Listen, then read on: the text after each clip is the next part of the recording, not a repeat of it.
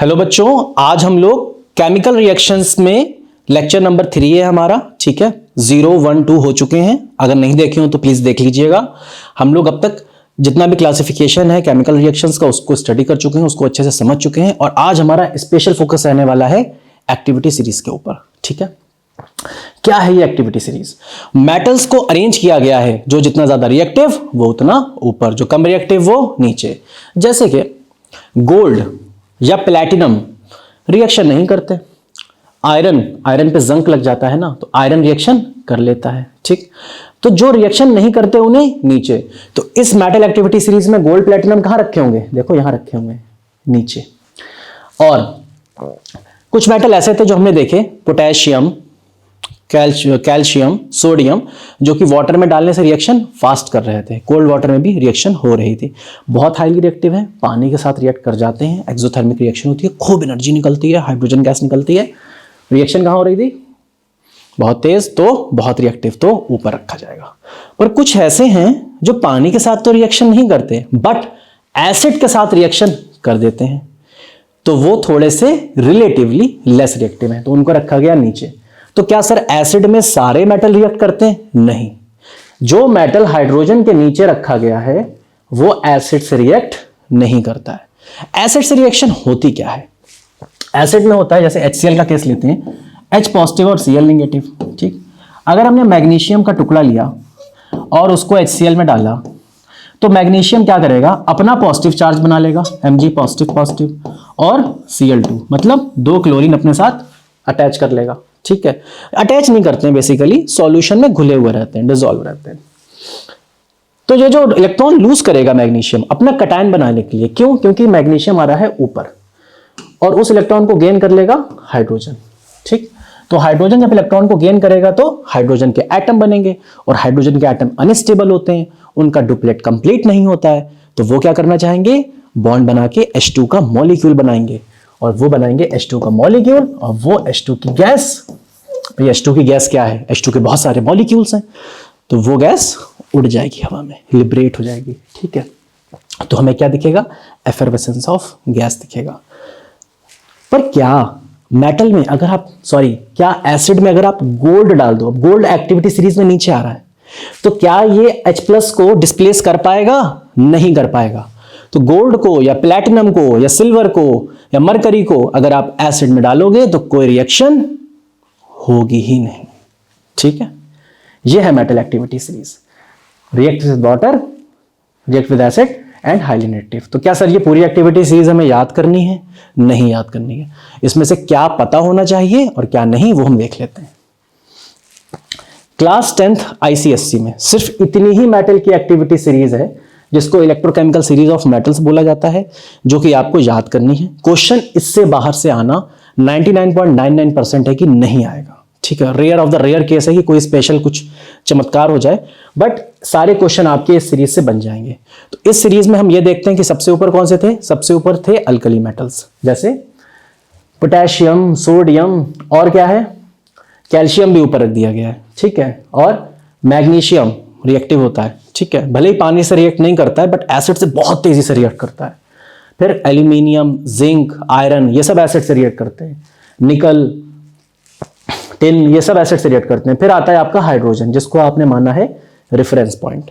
उसके बाद जो मेटल है वो है कॉपर, Hg, Ag, Hg मतलब मरकरी, Ag मतलब सिल्वर, गोल्ड और प्लैटिनम। ये इनकी एक सीरीज है कि ये कितना जल्दी रिएक्ट कर रहे हैं। ठीक, मोरलेस यही सीरीज रहती है। अब रिएक्ट करने का मतलब यह है कि अपने कटायन बना रहे हैं, तो जो जितना इलेक्ट्रोपॉजिटिव वो उतना आसानी से कटायन बनाएगा, वो उतना रिएक्टिव। ठीक है सर, याद कैसे करें सर इस सीरीज को? तो चलो कुछ जुगाड़ बनाइए मैंने याद करने की। ठीक है, यहां पर लिथियम भी होता है ऊपर की तरफ, लेकिन लिखा नहीं है।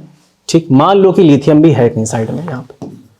ठीक, तो क्या है कि तुम्हारे स्कूल में पार्टी हो रही है। ठीक है, स्कूल में, घर पे नहीं, स्कूल में पार्टी हो रही है, और मंगाया गया है तुमसे कि जाओ कुछ लिम्का ले आओ, कोला ले आओ, सोडा ले आओ पीने के लिए। और फ्रूट्स में मंगाए गए हैं मैंगो, मुझे मैंगो बहुत पसंद है, और तुम लोगों के लिए चिप्स। ठीक, चिप्स किसके होते हैं? आलू के। ठीक, लिम्का, कोला, सोडा, मैंगो और आलू। ध्यान से देखिएगा, Limca, Cola, soda, Limca,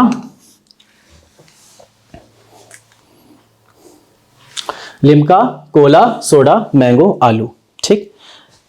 Limca lithium, potassium, calcium, Cola, sodium, Na soda, mango magnesium, आलू एल्यूमिनियम। ठीक। यहां तक जो मेटल्स हैं हमारे, ये हमें याद हो गए सर। आगे क्या हुआ ये बता दीजिए। आगे क्या हुआ कि पार्टी हो रही थी, वहां निकल आया सांप। अब मास्टर जी कह रहे हैं सांप को तो मारना पड़ेगा, तो उसके लिए कुछ चाहिए। तो क्या चाहिए? आयरन की रॉड चाहिए, मजबूत रॉड। तो क्या कह रहे हैं? कह रहे हैं जरा आयरन निकालो। जरा क्या निकालो? जरा आयरन निकालो। क्यों? क्योंकि सांप है। जरा आयरन निकालो, सांप है। जरा से जिंक, आयरन Fe, निकालो से Na, सांप Sn और Pb। ठीक। और H से हाइड्रोजन, है से हाइड्रोजन। तो लिम्का, कोला, सोडा, मैंगो, आलू। लिम्का, कोला, सोडा, मैंगो, आलू। जरा आयरन निकालो, सांप है। ठीक। अब सब पार्टी वार्टी तो खराब हो गई सर। ठीक। बड़ा उधम मच गया। तो अब क्या करें? अब चलो बाहर, हम लोग खाएंगे सोया चाप। क्या खाएंगे बच्चों? हम लोग खाएंगे सोया चाप। चाप बोले तो कॉपर, Hg, Ag, Au और Pt। जो जितना ज्यादा महंगा वो उतना नीचे रखा गया है। क्यों? वो उतना लेस रिएक्टिव होता है, खराबी नहीं होता है, उस पर जंग नहीं लगेगा, रिएक्शन नहीं करेगा, जैसा है वैसे ही रहेगा। ठीक है। तो सोना है सदा के लिए। तो प्लैटिनम और गोल्ड नीचे रखे गए, फिर Hg, सिल्वर और मरकरी और कॉपर। तो ये जो चाप है ये नीचे रखा गया है। तो लिम्का, कोला, सोडा, मैंगो, आलू। जरा आयरन निकालो, सांप है। और उसके बाद copper, Hg, Ag, Au, Pt। ये सीरीज क्यों तुम्हें याद करवाई जा रही है? ये सीरीज इसलिए याद करवाई जा रही है कि अब तुम्हारे सामने आने वाला एक छोटा सा एग्जाम्पल ये है कि जिंक के टुकड़े को अगर तुमने कॉपर सल्फेट के ब्लू कलर के सॉल्यूशन में डाला, तो होगा ये कि थोड़ी देर के बाद वो ब्लू कलर का सॉल्यूशन जो होगा उसका कलर फेड हो जाएगा, उतना ब्लू नहीं रहेगा। क्यों? क्योंकि कॉपर आयंस जो थे वो ब्लू कलर के थे। कॉपर आयंस जो थे वो ब्लू कलर के थे। अब बन जाएंगे जिंक के आयंस, जिंक सल्फेट हो जाएगा। ठीक है। और सॉल्यूशन में आ जाएगा कॉपर सॉलिड फॉर्म में, जहां पर जिंक था सॉलिड फॉर्म में। ठीक। क्या हो रहा है कि जिंक अपना कटायन बना रहा है आसानी से, और कॉपर इलेक्ट्रॉन गेन करके सॉलिड फॉर्म में जा रहा है। तो जो जितना नीचे है वो उतना लेस रिएक्टिव है, जो जितना लेस रिएक्टिव है वो कटायनिक फॉर्म में नहीं रहेगा, वो अपना कटायन बना के रिएक्शन में नहीं फंसा रहेगा, वो अपना सॉलिड बना के इकट्ठा एक तरफ हो जाएगा। सिल्वर है या गोल्ड है, ये अपने कटायन नहीं बनाना चाहेंगे, ये चाहेंगे कि इनकी प्योर फॉर्म है, सॉलिड फॉर्म है, वही रहे। ये किसी कंपाउंड को नहीं बनाना चाहते हैं, रिएक्टिव नहीं होते हैं। इनको, प्लैटिनम को और गोल्ड को तो नोबल मेटल कहा जाता है। इवन प्लैटिनम को नोबल मेटल कहा जाता है इसलिए कि ये नोबल मेटल है। जैसे नोबल गैस कुछ नहीं करते थे रिएक्शन, ये भी रिएक्शन नहीं करता, मेटल है, रिएक्शन नहीं करना चाहता। ठीक। तो जिंक ने क्या किया? कॉपर को डिस्प्लेस कर दिया। तो एलिमेंट जो इस सीरीज में ऊपर है वो नीचे वाले एलिमेंट्स को डिस्प्लेस कर सकता है। ठीक है। क्या उल्टा हो सकता है? क्या ऐसा हो सकता है कि जिंक सल्फेट का सॉल्यूशन हो और उसमें तुम कॉपर को डालो? क्या ऐसा हो सकता है कि CuSO4 बन जाए और जिंक सॉलिड डिपॉजिट हो जाए? सर ऐसा नहीं हो सकता। ठीक। ऐसा नहीं हो सकता, क्योंकि हमने पहले ही देख लिया कि जिंक ने कॉपर को डिस्प्लेस किया है। अब कॉपर में इतना दम नहीं है कि वो जिंक को डिस्प्लेस कर दे। जो ऊपर है वो नीचे वाले को डिस्प्लेस करेगा, जो ऊपर है वो कटायन बनाएगा, जो ऊपर है वो रिएक्शन में कटायनिक फॉर्म में रहेगा, जो नीचे वाला है वो प्योर फॉर्म में, सॉलिड फॉर्म में डिपॉजिट होना चाहेगा। अच्छा, तो अगर जिंक 2 पॉजिटिव है और कॉपर भी 2 पॉजिटिव है और 2 इलेक्ट्रॉन आ गए, तो ये 2 इलेक्ट्रॉन किसके पास जाएंगे? जिंक के पास कि कॉपर के पास? बताओ बताओ बताओ बताओ बताओ। जो कटायनिक फॉर्म में रहना चाहेगा वो तो रह लेगा, जो नहीं रहना चाहेगा उसके पास जाएंगे। तो यहां पर कॉपर के पास जाएंगे। ठीक है। अच्छा, एक और एग्जांपल लेते हैं कि अगर मैग्नीशियम को तुमने डाला ZnSO4 में, तब क्या होगा? अब मैग्नीशियम ऊपर आ रहा है सीरीज में और जिंक नीचे आ रहा है, तो मैग्नीशियम को अगर ZnSO4 में डालोगे तो MgSO4 बन जाएगा और क्या डिपॉजिट हो जाएगा? Zinc solid. अब समझ में आ गई बात? जिंक सॉलिड डिपॉजिट हो जाएगा। तो Mg अपने इलेक्ट्रॉन दे रहा है और जिंक इलेक्ट्रॉन ले रहा है। तो ये रिलेशन होता है, रिलेटिव होता है कि सॉल्यूशन के अंदर अगर दो मेटल हैं तो उनमें लड़ाई चलती है कि भाई कौन जो है वो प्योर फॉर्म में रहना चाहेगा। जो सबसे नीचे होता है वो जल्दी इलेक्ट्रॉन गेन करता है और अपनी प्योर फॉर्म में आ जाता है। ठीक है, अब बढ़ते हैं आगे। आज देखने वाले हैं हम रिवर्सिबल रिएक्शंस को।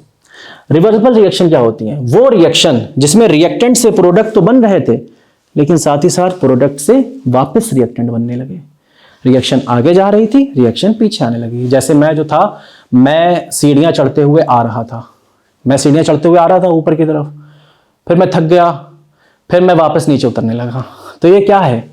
मैं छोटे छोटे स्टेप्स में अगर आगे जा रहा था, अब ध्यान देना इस चीज को, छोटे छोटे स्टेप्स में आगे जा रहा था तो चांसेस ज्यादा है कि मैं वापस उतर जाऊं। लेकिन अगर कोई व्यक्ति बिल्डिंग से छलांग मार के सीधा नीचे कूद जाए तो क्या ऐसा हो सकता है कि कूदते समय उसने सोचा कि नहीं नहीं नहीं वापस जाना, तो उड़ के वापस चला जाएगा? नहीं। वो रिएक्शंस जो धीरे धीरे होती हैं वो रिवर्सिबल हो जाती हैं। वो रिएक्शन जो अचानक से एकदम से होती हैं वो रिवर्सिबल नहीं होती हैं। ठीक है, ये तो बेसिक डेफिनेशन है रिवर्सिबल रिएक्शन की कि रिएक्टेंट से प्रोडक्ट और प्रोडक्ट से रिएक्टेंट बनते रहते हैं। ठीक, कुछ एग्जांपल्स दे रखे हैं रिवर्सिबल रिएक्शन के। जैसे नाइट्रोजन जो है वो एटमॉस्फेयर में, आपको पता ही होगा, और ऑक्सीजन भी एटमॉस्फेयर में है, ये भी आप जानते हो। जब बिजली कड़कती है ना, जब लाइटनिंग होती है तो इतना आयनिक फॉर्म में इतने आयंस बन रहे होते हैं, वहां पे प्लाज्मा स्टेट आ जाती है, बहुत ज्यादा एनर्जी होती है कि वो एनर्जी नाइट्रोजन के जो 3 बॉन्ड हैं, नाइट्रोजन में क्या होते हैं पता होगा आपको, 3 बॉन्ड हैं, ये तोड़ देती है, और ऑक्सीजन के भी 2 बॉन्ड तोड़ देती है, और ये दोनों आपस में रिएक्ट करके क्या बना लेते हैं? Nitrogen oxide. ठीक, ये जो NO बना लेते हैं, नाइट्रस ऑक्साइड, या फिर N2O भी बनाते हैं या NO2 भी बनाते हैं, बहुत सारे मिलते हैं प्रोडक्ट। तो हम इस प्रोडक्ट की बात कर रहे हैं इस समय, नाइट्रस ऑक्साइड की, NO की। तो ये NO जब बनता है तो ये NO वापस टूट के नाइट्रोजन ऑक्सीजन भी बना सकता है अगर हाई टेम्परेचर है, क्योंकि हाई टेम्परेचर है तो बॉन्ड्स टूटते रहेंगे तो कुछ ना कुछ और बन सकता है। ठीक, हाइड्रोजन और आयोडीन मिलके हाइड्रोजन आयोडाइड, ये बहुत इंपॉर्टेंट है, ये याद रख लेना, ये आ सकता है पेपर में। नाइट्रोजन हाइड्रोजन के साथ मिलके क्या बनाती हैं? Ammonia gas. लेकिन जब ये अमोनिया गैस बन रही होती है, क्या बन रही होती है? Ammonia gas.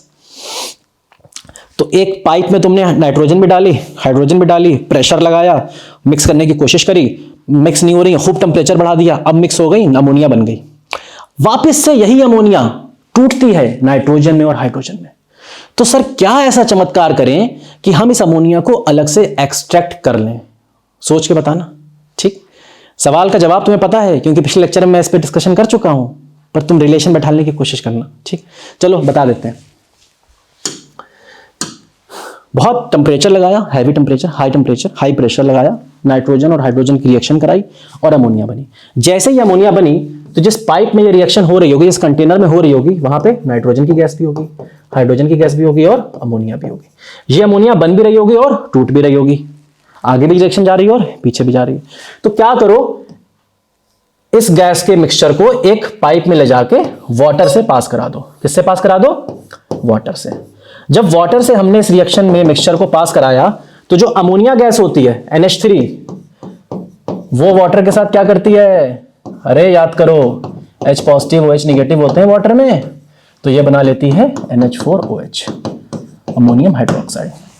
अमोनियम हाइड्रोक्साइड रह गया पानी में, तो कौन सी गैस के बुलबुले ऊपर उठते हुए दिखेंगे?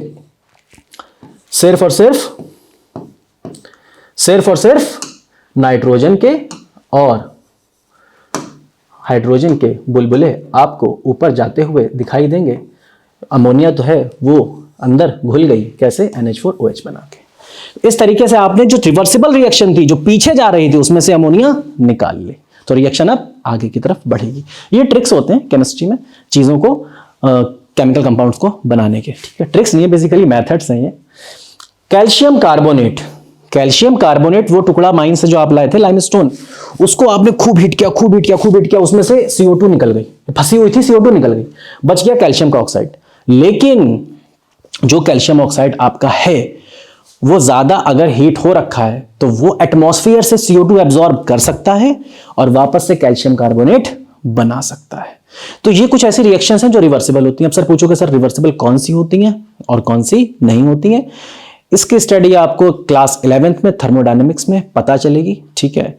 ज्यादातर रिएक्शंस जो होती हैं वो छोटी स्टेप्स में जो हो रही हैं, स्लो रिएक्शंस हो रही हैं, वो क्या बताया था मैंने फंडा, जो स्लो हो रही हैं वो रिवर्सिबल, और जो फास्ट हो रही हैं वो स्पॉन्टेनियस एकदम से हो रही हैं वो नॉन रिवर्सिबल। स्पॉन्टेनियस में गलत वर्ड यूज करेगा यहाँ पे, बेसिकली स्पॉन्टेनियस एक थर्मोडायनेमिक टर्म है, ठीक है, तो उसको मुझे यूज नहीं करना चाहिए। तो जो अचानक से हो रही हैं वो नॉन रिवर्सिबल, और जो धीरे धीरे हो रही हैं वो रिवर्सिबल, ठीक है। अब देखते हैं कैटालिस्ट को, क्या होता है ये कैटालिस्ट। कैटालिस्ट रिएक्शन में टेक प्लेस नहीं करता, मतलब रिएक्शन में नहीं होता, बट रिएक्शन के रेट को फास्ट कर देता है या स्लो कर देता है। सर कैसे कैसे होता है ये? देखिए, आप जो थे वो जाना चाह रहे थे ट्रेन पकड़ने के लिए, ठीक। आप ऐसे जगह हो जहां पे प्लेटफॉर्म ही नहीं है, तो ट्रेन कहां पे मिलेगी, कहां रुकेगी, कहां पे आप पकड़ोगे, कुछ नहीं आता पता। लेकिन अगर सरकार प्लेटफॉर्म बना दे तो क्या होगा, आप उस प्लेटफॉर्म पे जाओगे, ट्रेन उस प्लेटफॉर्म पे आएगी, आप उस ट्रेन में बैठोगे और चले जाओगे। तो एक मैकेनिज्म हो रही है, उसको एक प्लेटफॉर्म मिल रहा है, ठीक। तो जहां प्लेटफॉर्म मिलता है वहां रिएक्शन आसानी से हो जाती है, तो रिएक्शन का रेट फास्ट हो जाता है।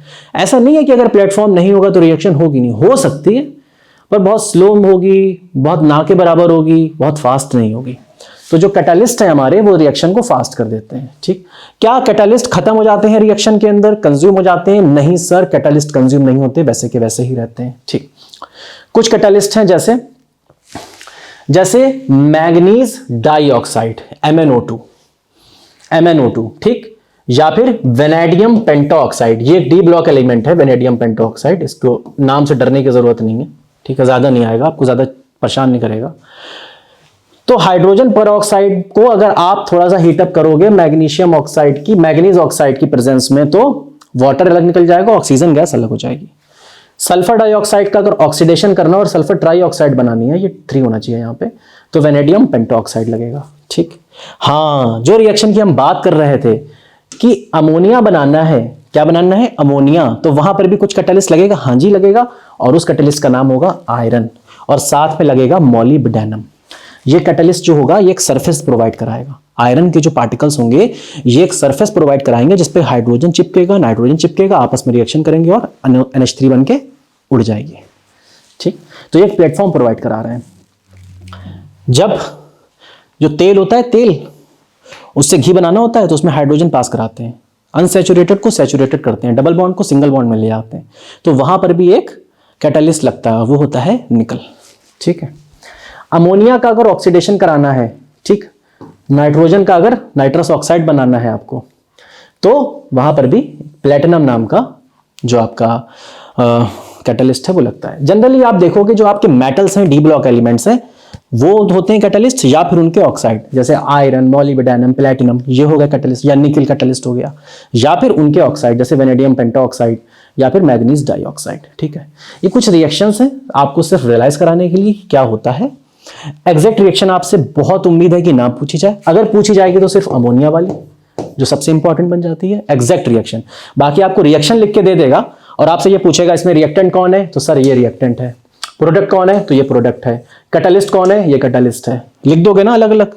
उसके बाद ये पूछेगा क्या कैटालिस्ट कंज्यूम होता है, सर कंज्यूम नहीं होता, ठीक है। क्या कैटालिस्ट रिएक्शन के रेट को इंक्रीज करता है, हाँ। एक और चीज, कुछ कैटालिस्ट ऐसे होते हैं जो रिएक्शन के रेट को डिक्रीज भी करते हैं और उनकी जरूरत भी पड़ती है, ठीक। कुछ रेयर केसेस में रिएक्शन बहुत फास्ट हो रही है बट हमें उस रिएक्शन को स्टडी करना है स्लोली, तो रिएक्शन को स्लो करने के लिए भी कैटालिस्ट लगाए जाते हैं, ठीक है। ये शक्लें हैं, चेहरे हैं, देख लो, इमेजेस हैं, manganese dioxide Mn2O, molybdenum, vanadium pentoxide V2O5। वो नाम जो डरावने लग रहे थे वो बेसिकली ये हैं, ठीक है, जो इसका तुम्हें लग रहा होगा वेनेडियम का, बच्चों को लगता है 8th क्लास में। अब हम पढ़ने वाले हैं कुछ ऐसी रिएक्शंस एक्सोथर्मिक होती हैं और कुछ रिएक्शंस एंडोथर्मिक होती हैं। डेफिनेशन क्या कहती है, कोई रिएक्शन हो रही है और हीट एब्जॉर्ब हो रही है तो वो हो गई एंडोथर्मिक, हीट अंदर जा रही है तो एंडो, हीट बाहर निकल रही है तो एक्सो हीट गो, ठीक है। ए और बी आपस में रिएक्ट करें और सी बन गया और कुछ हीट निकल गई तो दैट इज एक्सोथर्मिक रिएक्शन। तो केमिकल रिएक्शन हो रही है जहां पे हीट एनर्जी निकल रही है तो एक्सोथर्मिक। जैसे कैल्शियम ऑक्साइड CaO क्विकलाइम, उस पर आप पानी डाल दो, कैल्शियम हाइड्रोक्साइड बनेगा, बहुत सारी एनर्जी निकलेगी, वो एनर्जी होगी हीट एनर्जी, वो सब गर्म हो जाएगा। ठीक, कोई क्लाइम लेना मार्केट से, उसमें पानी डाल के देख लेना, पर उसमें हाथ मत डालना, ठीक है, हाथ मत डालना, खराब हो जाएगी इसकी। कार्बन ऑक्सीजन के साथ रिएक्ट करेगा, जैसे कोयले में आग लगा दी तो CO2 बना और हीट निकली।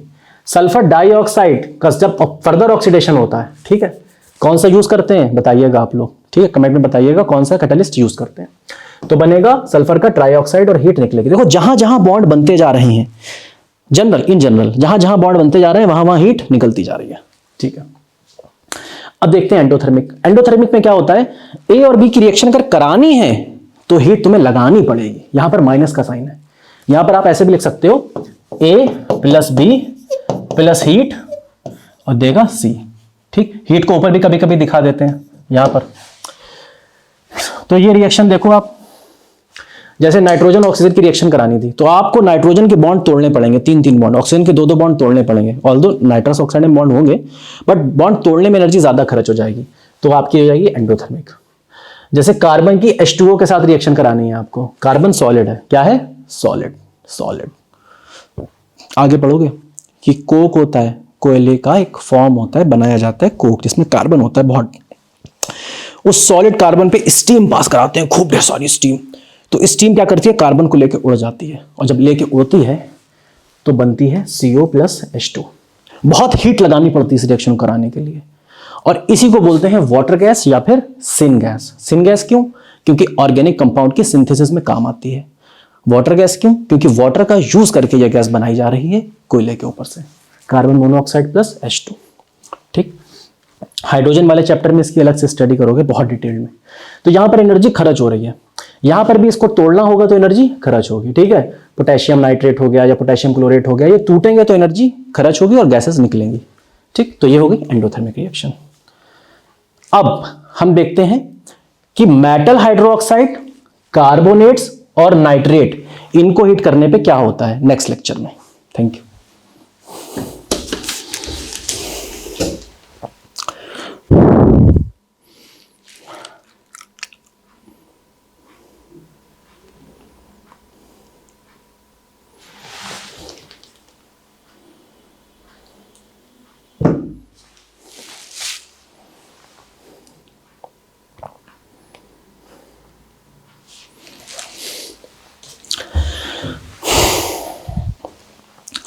हेलो बच्चों, ये हमारा हाइड्रोजन के ऊपर, सॉरी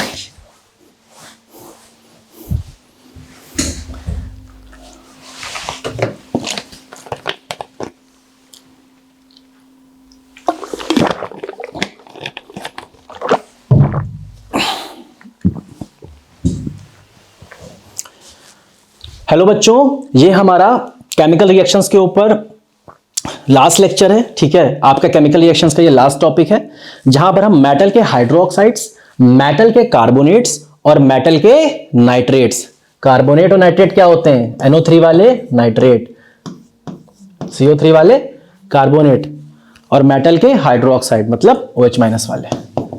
ठीक, ये तो सॉल्ट हो जाएंगे और ये बेसेस हो जाएंगे। ठीक है, तो इनको हम करेंगे हीट, और हीट करने पे क्या होगा देखते हैं क्या होगा। ठीक, डिकम्पोजिशन, और डिकम्पोजिशन में क्या बनेगा, ऑक्साइड। रिएक्शन देखोगे तब समझ में आएगा, धीरे धीरे स्टार्ट करते हैं इसको। मेटल एक्टिविटी सीरीज का यहां पे बहुत अच्छा यूज होने वाला है। कुछ कंपाउंड्स डिकम्पोज होते हैं, देखिए कुछ कंपाउंड्स डिकम्पोज होते हैं, ब्रेकडाउन होते हैं जब उन्हें हीट किया जाता है, तो इस चीज को बोलते हैं थर्मल डिकम्पोजिशन, तो पता ही है। तो मेटल का कार्बोनेट है, मतलब कैल्शियम का कार्बोनेट, कैल्शियम एक मेटल था, अरे लाइमस्टोन से जो लाए थे, कैल्शियम एक मेटल था, उसका कार्बोनेट था, उसको हीट किया, CO2 निकल गई और क्या रह गया, कैल्शियम का ऑक्साइड। इसी को बोलते हैं क्विक लाइम। अब तो तुम्हें याद हो गया होगा, CaO क्विक लाइम। और इसी को जब पानी में घोलते हैं तो CaOH होल्टॉइस बनता है, कैल्शियम का हाइड्रोक्साइड, उसको बोलते हैं स्लेग्ड लाइम। ठीक है, तो मेटल का कार्बोनेट हीट किया तो CO2 निकल गई और मेटल का ऑक्साइड बच गया। ठीक है सर, समझ में आ रही है बात।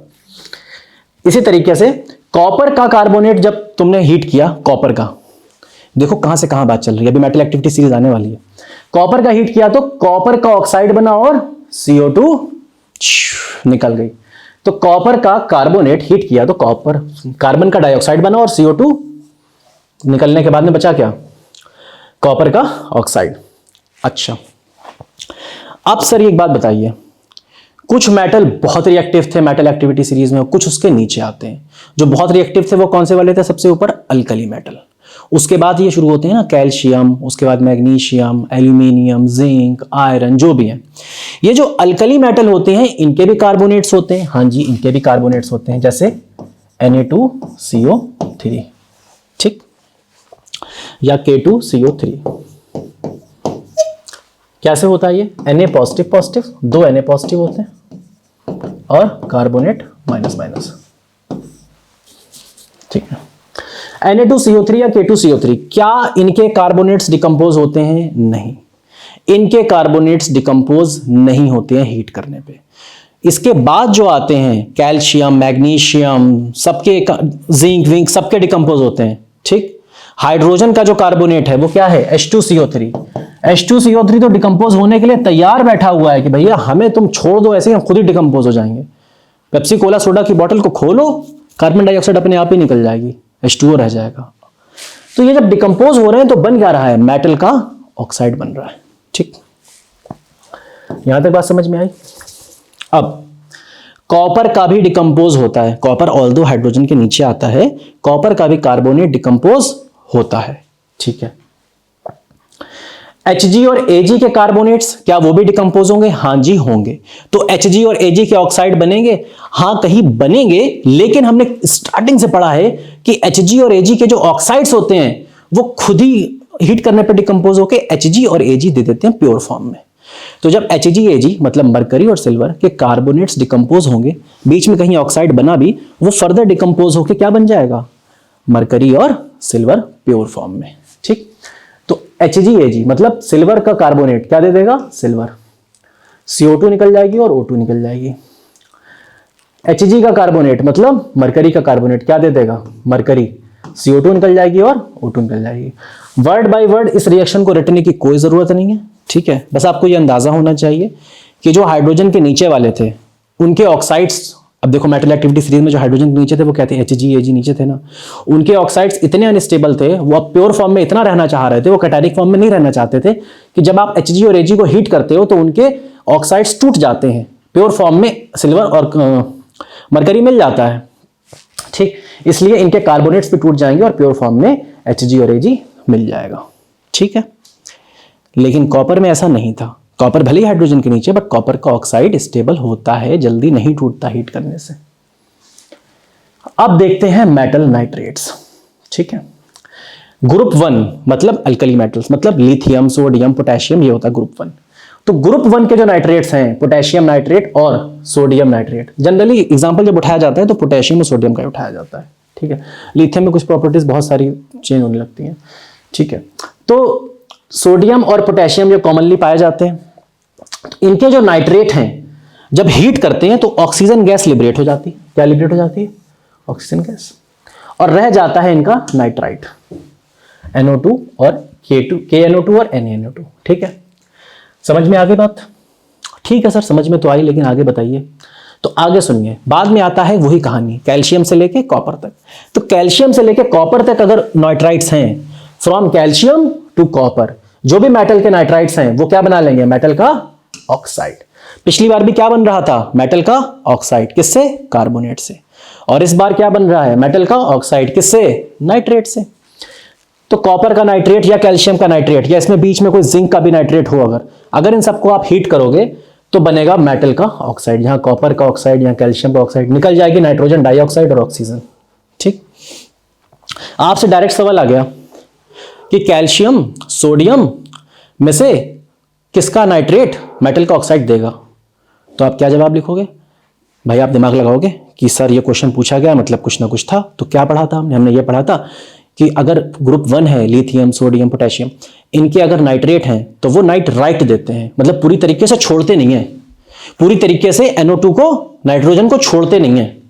अरे बहुत रिएक्टिव है, इतनी आसानी से कैसे रिएक्शन कर लेंगे?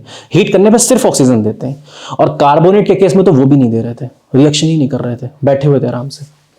तो बना यहां पर मेटल का ऑक्साइड, कॉपर से कैल्शियम तक के केस में, ठीक। Hg और Ag में क्या होगा? सिंपल बात है, Hg और Ag में ये होगा कि बीच में कहीं अगर उनका मेटल ऑक्साइड बना भी होगा तो वो फर्दर डिकम्पोज होता चला जाएगा और रह जाएगा हमारे पास Hg और Ag प्योर फॉर्म में।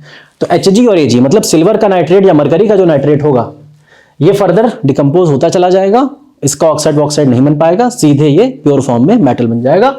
Nitrogen gas, nitrogen dioxide gas अलग निकल जाएगी, ऑक्सीजन गैस अलग निकल जाएगी। ठीक है, ये देख लिया, इसमें भी नाइट्रोजन डाइऑक्साइड निकल रही है और इसमें भी नाइट्रोजन डाइऑक्साइड निकल रही है। ठीक, क्यों हो रहा है ऐसा?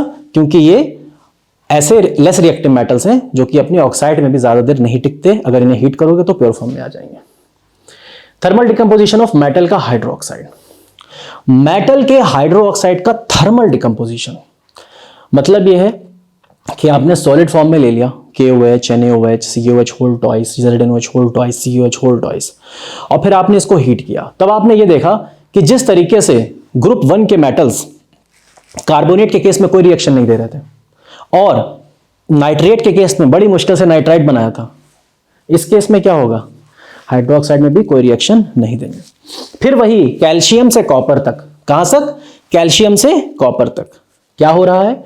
डिकम्पोजिशन हो रहा है और मेटल का क्या बन रहा है? ऑक्साइड। अच्छा, एक चीज कॉमन देख रहे हो, एक चीज कॉमन देखी तुमने, कैल्शियम से कॉपर तक क्या बनता है? ऑक्साइड। हाइड्रोजन के नीचे Hg और Ag क्या बनाते हैं? Pure metal. कोई भी केस ले लो। और जो ऊपर वाले थे अल्कली वाले, वो डिकम्पोज होना ही नहीं चाहते हैं, तो कार्बोनेट के केस में भी डिकम्पोज नहीं होते हैं, हाइड्रोक्साइड के केस में भी डिकम्पोज नहीं होते हैं, सिर्फ नाइट्रेट के केस में, क्योंकि भर भर की ऑक्सीजन थी वहां पे, डिकम्पोज हुए, थोड़ी सी ऑक्सीजन गैस लिबरेट हुई और नाइट्रेट का नाइट्राइट बना लिया, मतलब NO3 से NO2 में आ गए, KNO3 से KNO2 आ गया, NaNO3 से NaNO2 आ गया। ठीक है, ये देख लिया कि मेटल का ऑक्साइड बनाते हैं। तो अगर इन जनरली पूछा जाए कि मेटल का ऑक्साइड कौन बनाता है, हाइड्रोक्साइड हो या कार्बोनेट हो या नाइट्रेट हो, तो आंसर क्या होगा? कैल्शियम से लेके कॉपर तक। अब ये मेटल एक्टिविटी सीरीज तो नहीं है, पर मोरलेस मेटल्स को अरेंज किया गया इस तरीके से कि ऊपर रखे गए अल्कली मेटल्स। अल्कली मेटल के जो नाइट्रेट्स होते हैं वो बनाते हैं नाइट्राइट और ऑक्सीजन गैस लिबरेट हो जाती है, तो इसके नाइट्रेट जो होते हैं डिकम्पोज होते हैं बट नाइट्राइट बनता है। क्या इनके कार्बोनेट या हाइड्रोक्साइड डिकम्पोज होते हैं? अभी देखा था सर हमने कि इनका कुछ डिकम्पोज नहीं होता है, सिर्फ नाइट्रेट का नाइट्राइट बनता है। उसके बाद कैल्शियम से लेकर कॉपर तक सीरीज भले ही कितनी भी लंबी हो, पर कुछ एलिमेंट्स यहां पे लिखे हुए हैं, कुछ मेटल्स लिखे हैं, इनके जब नाइट्रेट डिकम्पोज होते हैं तभी मेटल का ऑक्साइड MgO, इनके जब कार्बोनेट डिकम्पोज होते हैं तब भी मेटल का ऑक्साइड, और इनके हाइड्रोक्साइड डिकम्पोज होते हैं तब भी मेटल का ऑक्साइड। फिर बात करते हैं कुछ ऐसे स्पेशल जो कि बहुत ही लेस रिएक्टिव थे, हाइड्रोजन के भी नीचे आ रहे थे। कॉपर ऑल्दो नीचे आता है बट ऊपर वालों की तरह बिहेव करता है, अपने पड़ोसियों की तरह बिहेव करता है। ठीक, सिल्वर और गोल्ड, या फिर सिल्वर या गोल्ड या मरकरी, इनका क्या रिएक्शन था? इनका अगर नाइट्रेट आप हीटअप करोगे तो भी आपको प्योर फॉर्म मिल जाएगी, इनका कार्बोनेट हीटअप करोगे तो प्योर फॉर्म मिल जाएगी। तो क्या सिल्वर का हाइड्रोक्साइड अगर करें तो वो सर एग्जिस्ट ही नहीं करता है। हाइड्रोक्साइड याद रखिएगा, हाइड्रोक्साइड इनका एग्जिस्ट ही नहीं करेगा। ठीक, ये इतने रिएक्टिव ही नहीं है कि ये Ag पॉजिटिव OH निगेटिव इस तरीके से कोई कंपाउंड बनाए। ठीक है, तो इनका हाइड्रोक्साइड एग्जिस्ट ही नहीं करेगा, याद रहेगा आपको। ये थर्मल डिकम्पोजिशन हो गया है मेटल्स का। अगर ये चीज समझ में ना आई हो तो दोबारा ये वाली वीडियो को देख लेना। अब ऑक्सीडेशन का प्रिपरेशन और उनका क्लासिफिकेशन समझते हैं। क्या होता है ऑक्सीडेशन? जब ऑक्सीडेशन आके अटैच होती है तो उसे बोलते हैं ऑक्सीडेशन। कार्बन में ऑक्सीडेशन आई तो CO2, सल्फर में ऑक्सीडेशन आई तो SO2, जिंक में ऑक्सीजन आई तो ZnO। कैसे हो रहा है ZnO? क्या पता हमें? Zn++ और O पे माइनस। कैल्शियम नाइट्रेट, अभी पढ़ के आए हैं जस्ट 1 मिनट पहले। कैल्शियम नाइट्रेट, इसको हीट किया तो कैल्शियम का ऑक्साइड, कॉपर नाइट्रेट तो कॉपर का ऑक्साइड। तो यहां से हम मिल रहे हैं कुछ ऑक्साइड्स, कुछ है नॉन मेटल के ऑक्साइड और बाकी हैं कुछ मेटल के ऑक्साइड। तो नॉन मेटल के ऑक्साइड क्या होते हैं और मेटल के ऑक्साइड क्या होते हैं? बताइए जल्दी कमेंट सेक्शन में, मैं बताता हूं। मेटल के ऑक्साइड जो होते हैं वो होते हैं बेसिक और नॉन मेटल के ऑक्साइड होते हैं एसिडिक।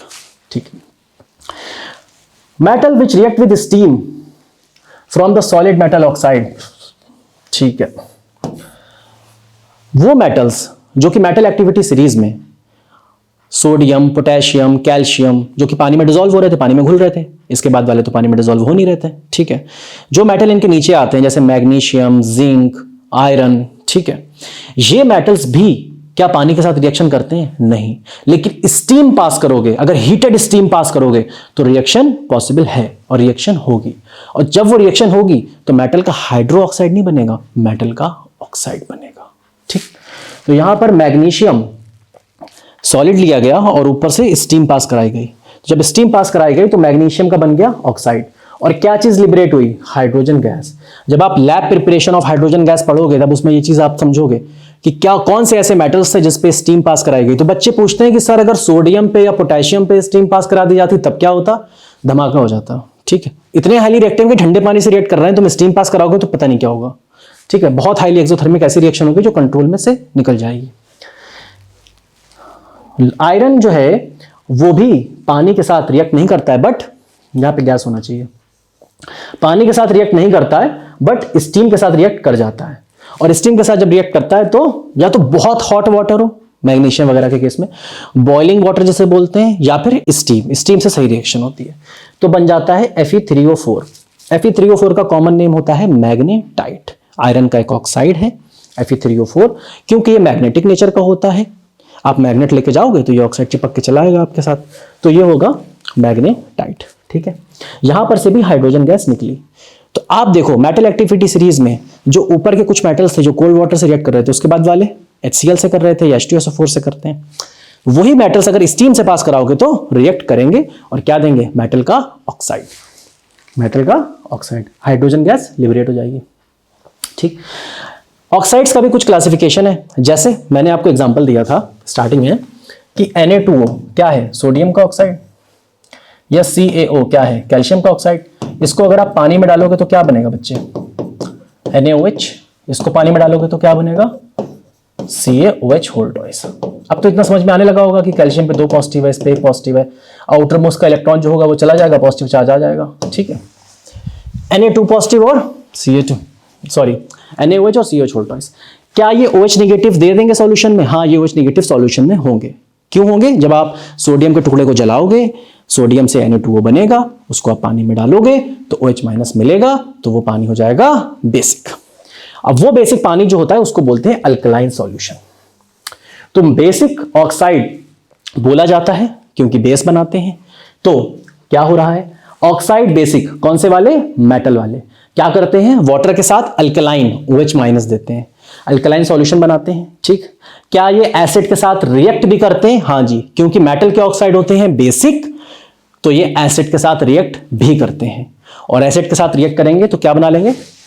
सिंपल सी डेफिनेशन है एसिड और बेस की कि एसिड और बेस आपस में रिएक्ट करेंगे। एसिड और बेस लिख देते हैं यहां पे, आपस में रिएक्ट करेंगे। क्या हो गया?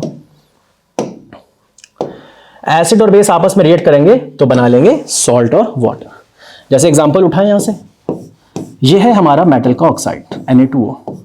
इसको आप कर दो किसी एसिड के साथ रिएक्ट तो पता है क्या होगा? NaCl बनेगा, ये 2 ले लो, NaCl बनेगा और वाटर निकल जाएगा। तो एसिड और बेस बनाते हैं सॉल्ट और वाटर। ठीक है, तो ये भी पता चल गया और ये भी पता चल गया। बेसिक ऑक्साइड, मेटालिक ऑक्साइड, जो जितना अच्छा मेटल वो उतना अच्छा बेसिक ऑक्साइड। ठीक है, अब आते हैं कुछ ऑक्साइड जो कि होते हैं आपके एसिडिक ऑक्साइड, जैसे CO2, नॉन मेटल के ऑक्साइड SO2, SO3। ठीक, CO2 क्या बनाता है? H2CO3। H2CO3 क्या देता है सॉल्यूशन में? H पॉजिटिव, थोड़ा बहुत देता है, कार्बोनिक एसिड बोलते हैं। SO2 क्या बनाता है? H2SO3। H2SO3 क्या होता है? सल्फ्यूरस एसिड, ये भी H पॉजिटिव देता है। ये क्या बनाएगा? H2SO4, सल्फ्यूरिक एसिड, ये भी H पॉजिटिव देगा। तो इतना H पॉजिटिव ये लिबरेट कर रहे हैं तो ये होंगे एसिड के। ठीक है, तो ये रिएक्ट करते हैं वाटर के साथ, कौन सा सॉल्यूशन देते हैं? एसिडिक सॉल्यूशन देते हैं। जैसे ही आप इन्हें पानी में डालोगे तो ये बन जाएगा और सॉल्यूशन में H+ आ जाएगा। यही रिएक्ट करते हैं अल्कली के साथ तो देते हैं सॉल्ट और वाटर। ठीक है, सॉल्ट और वाटर कैसे देंगे अल्कली के साथ? जैसे CO2 है, CO2 को आप किसी अल्कली के साथ रिएक्ट कराओ, अल्कली मतलब NaOH के साथ, तो बताओ क्या आएगा?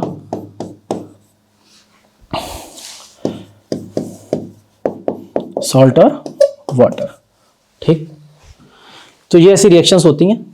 अब एसिड और बेस समझ में आ गया। कुछ ऐसे ऑक्साइड्स होते हैं जो कि एम्फोटेरिक होते हैं, मतलब वो एसिड की तरह भी बिहेव करेंगे, मतलब बेस से रिएक्ट करेंगे, और बेस की तरह भी बिहेव करेंगे, मतलब एसिड से रिएक्ट करेंगे, जो मिलेगा उससे रिएक्ट कर लेंगे।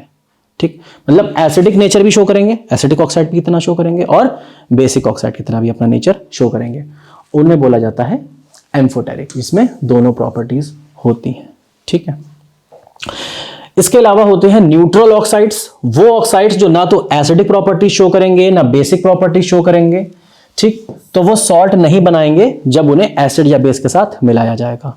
एग्जाम्पल 2 ही 3 गिनती के एग्जाम्पल हैं जो कि आपको याद करना बहुत आसान होगा। Carbon monoxide, carbon dioxide acidic था पर कार्बन मोनोऑक्साइड एसिडिक नहीं है। Nitrous oxide N2O, nitric oxide NO।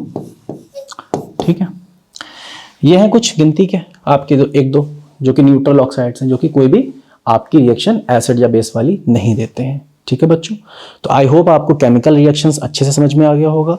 अगर आपको कोई और चैप्टर है जिसमें प्रॉब्लम आ रही है, इश्यूज आ रहे हैं क्लास 8th के लिए, तो प्लीज़ आप कमेंट्स करके बताइएगा। ठीक है, उसके ऊपर भी हम जल्दी कुछ अच्छा सा लेकर आ जाएंगे। Thank you.